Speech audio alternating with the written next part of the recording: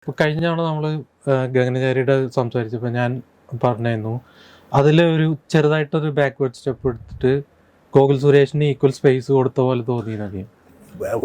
Space ഗൂഗിളിൽ തന്നെയാണ്. പക്ഷെ ഞാൻ ചില ലൗഡ് ഹ്യൂമർ വരേണ്ട അടുത്ത് ഞാൻ ഒന്ന് പേടിച്ചിട്ട് മെലോ ഡൗൺ ചെയ്തിരുന്നു. ആ ഒരു അപ്രോച്ച് ഇപ്പോഴും ഇല്ല. ഇപ്പൊ ഇച്ചിരി വരുമ്പോ ഇല്ല, ഇപ്പൊ ആ അഭിപ്രായങ്ങളൊക്കെ മാനിച്ച് ഇപ്പൊ ഇച്ചിരി കൂടി തുറന്ന് ചെയ്യാൻ ശ്രമിക്കുന്നുണ്ട്.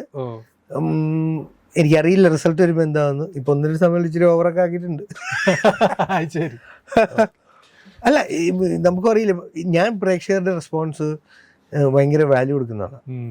ഹെൽത്തി ക്രിറ്റിസിസം അതിപ്പോ മോശം, ഇഷ്ടപ്പെട്ടില്ല എന്ന് പറയുന്നതും അത് വൃത്തിയായിരുന്നില്ല എന്ന് പറയുന്നതും ഹെൽത്തി ക്രിറ്റിസിസം. കാര്യകാരണങ്ങളില്ലാതെ കൊള്ളില്ല എന്ന് പറയുന്നത് നമുക്ക് എന്ത് പഠിക്കാൻ പറ്റും?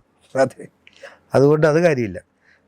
വ്യക്തമായി ഇത് നിങ്ങൾ ചെയ്ത് വൃത്തിയില്ലായിരുന്നു, അല്ലെങ്കിൽ ഇത് രസിച്ചില്ല, ഇത് നിങ്ങൾ ഇമ്പ്രൂവ് ആവണം, ഓക്കെ നമുക്ക് പണിയെടുക്കാം പറഞ്ഞു തന്നു.